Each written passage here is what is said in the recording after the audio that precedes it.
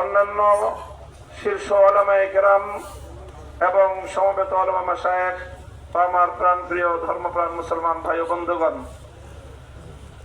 সংক্ষিপ্ত পরিসরে কয়েকটি কথা আজকের বাংলাদেশের বিশেষত জাতীয় রাজনৈতিক প্রেক্ষাপটে উলামায়ে কেরামের সামনে এক ঐতিহাসিক সুযোগ এসেছে এবং সুযোগ আসার কারণে তাদের কাঁধে ঐতিহাসিক জিম্মাদারি এবং দায়িত্ব বর্তেছে।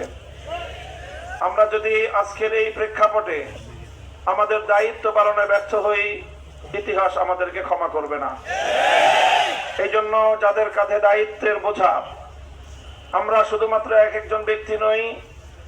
যেমন ইতিপূর্বে অনেক ভাই বলেছেন, হযরত শাইখুল হাদিস আল্লামা আজিজুল হক রাহমাতুল্লাহি আলাইহির দায়িত্বের জোয়াল এখন আমার কাঁধে। হযরত পীর সাহেব মরহুম সৈয়দ ফজলুল করিম রাহমাতুল্লাহি আলাইহির দায়িত্বের বোঝা আমাদের বর্তমান হযরত পীর সাহেবের উপর। মুফতি ফজলুল হক আমিনী রাহমাতুল্লাহি আলাইহি সহ আকাবিরদের দায়িত্বের বোঝা আমাদের ভাই মাওলানা মুফতি সাখাওয়াত হোসেন রাজির কাঁধে। এমনি ভাবে আমরা বর্তমান প্রজন্ম